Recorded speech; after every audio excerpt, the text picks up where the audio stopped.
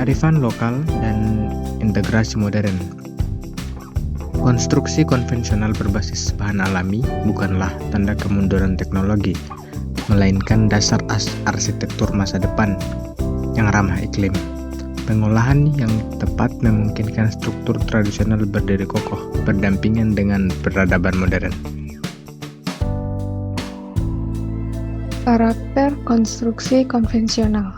Sumber daya lokal mengandalkan ketersediaan material dari lingkungan sekitar, kayu, hutan tropis, rumpun bambu lokal, dan deposit tanah liat. Hal ini mereduksi pengeluaran logistik secara signifikan dan membudayakan komunitas pengrajin setempat. Adaptasi lingkungan dirancang khusus berdasarkan iklim mikro setempat. Karakter struktur konvensional tropis cenderung berpori, ringan, serta dinamis, memungkinkan tanggung menghadapi bencana alam seperti gempa bumi serta kelembapan tinggi. Selanjutnya kayu, kekuatan struktural utama, pilar utama yang kokoh. Sebagai salah satu material tertua di dunia, kayu menawarkan rasio kekuatan keberatan yang luar biasa tanggung, serta alaminya efisien dalam mendistribusikan beban tekan dan tarik secara simultan.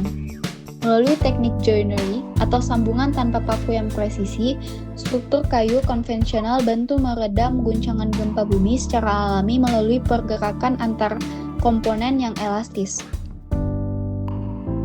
Selanjutnya bambu, inovasi baja hijau, karakteristik bambu dalam dunia arsitektur modern.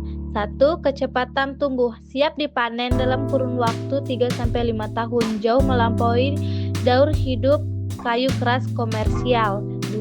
Elastisitas alami, memiliki daya lengkung yang tinggi tanpa patah menjadikannya material ideal untuk daerah rawan seismik.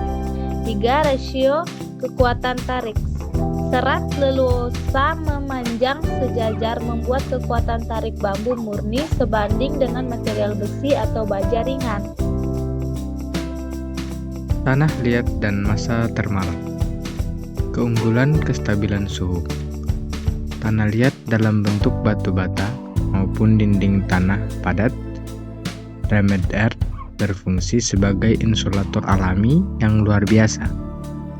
Material ini menyerap radiasi panas matahari pada siang hari secara masif dan perlahan melepaskan kembali pada ruangan pada malam hari ketika suhu lingkungan menurun drastis. Aspek keberlanjutan material. Jejak karbon rendah, dapat didegradasi secara hayati dan membutuhkan energi yang minimal selama siklus fabrikasi hingga akhir pakainya. Yang kedua, sangat ekonomis, mudah didapatkan tanpa ketergantungan penuh pada proses industri manufaktur berat yang memakan banyak biaya logistik. Ketiga, sirkulasi udara alami.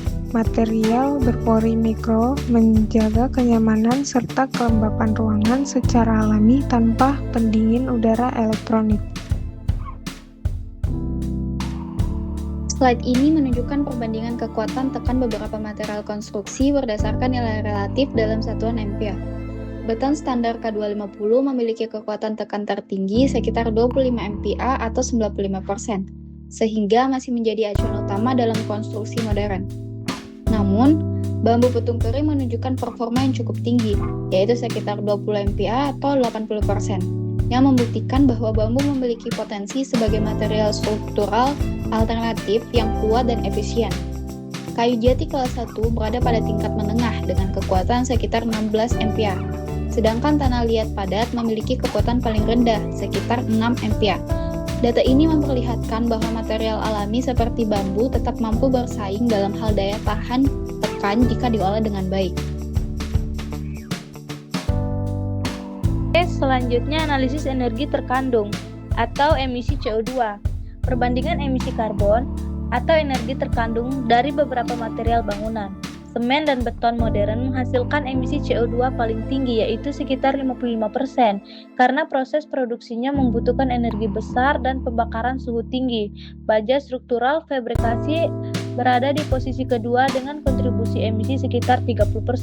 Sementara itu, kayu olahan hanya menghasilkan sekitar 10%. dan material lokal seperti bambu serta tanah liat memiliki emisi paling rendah yaitu sekitar 5%. Hal ini menunjukkan bahwa penggunaan material alami dan lokal dapat menjadi solusi konstruksi yang lebih ramah lingkungan dan berkelanjutan karena mampu mengurangi jejak karbon bangunan.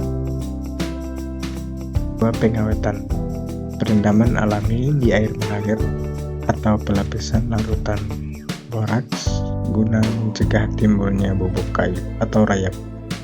3. Pengeringan, penjemuran tidak langsung di tempat teduh demi menurunkan kadar air di bawah 15% secara bertahap. 4. Konstruksi, metode perakitan struktural menggunakan sistem saling mengunci tanpa menggunakan besi penahan korosif.